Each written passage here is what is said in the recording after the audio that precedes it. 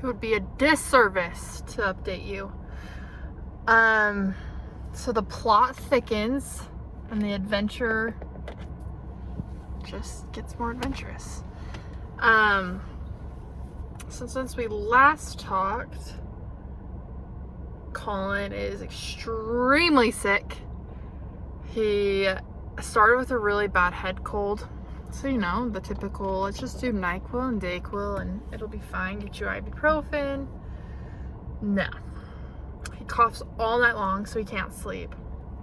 Last night he broke into a fever.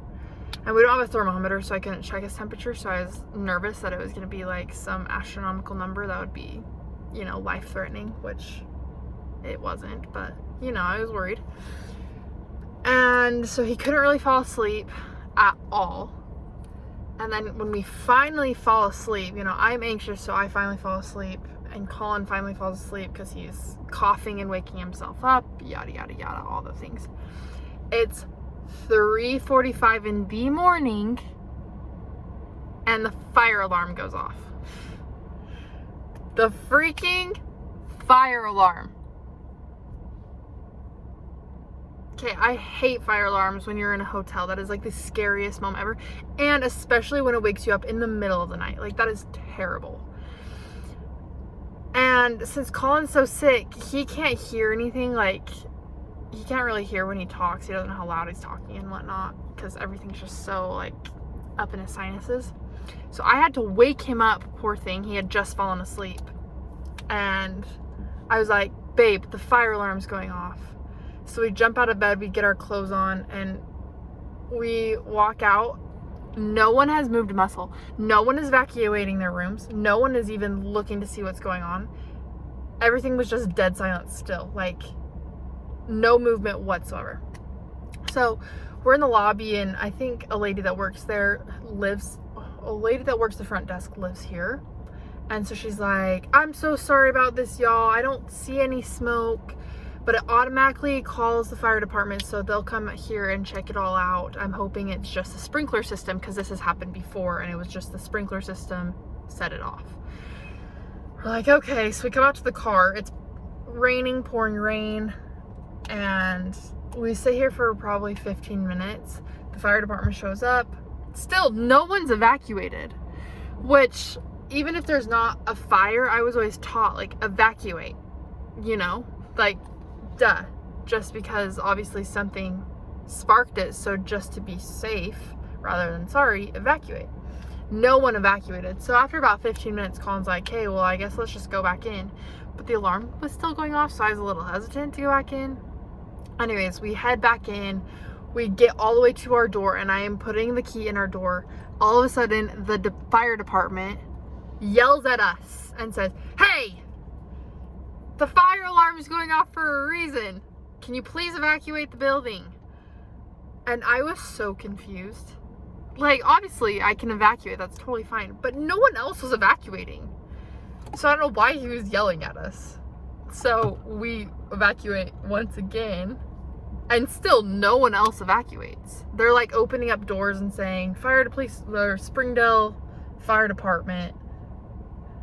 And it was as if no one, like, cared at all. Like, no one gave two craps that the fire alarm was going off.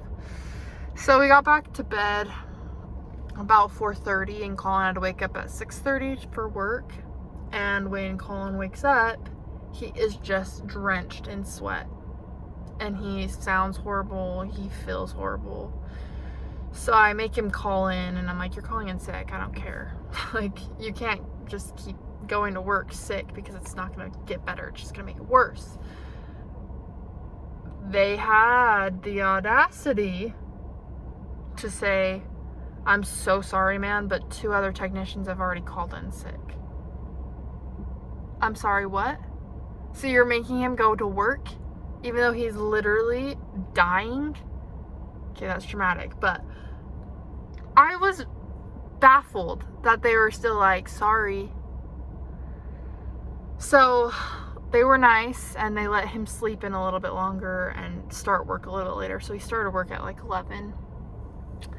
And Jen and I, we got some antibiotics called into him, so I had to drive it out like 30 minutes to him and stuff. So he finally is on medicine, so we'll see how fast and when he gets better.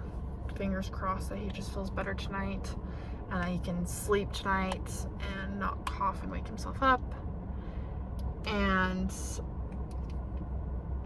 our refrigerator is not cold enough. Collin went to go pour a bowl of cereal and the milk was not liquid.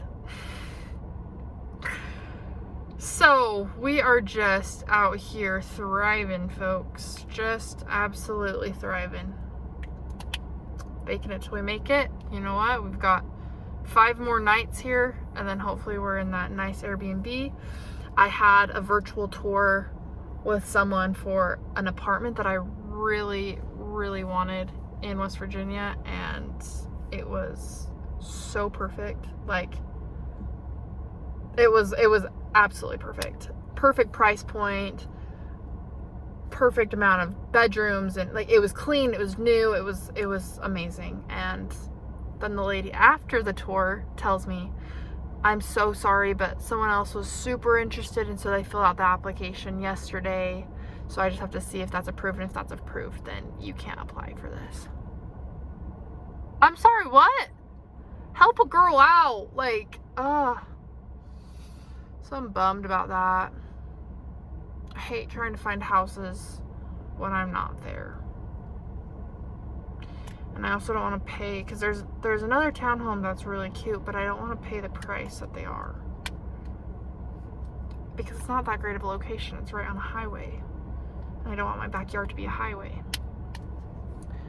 So we'll see. Maybe I should have them do a tour of that another day. I don't know. We'll see. We're just out here making it. Trying to, at least. So, till next update.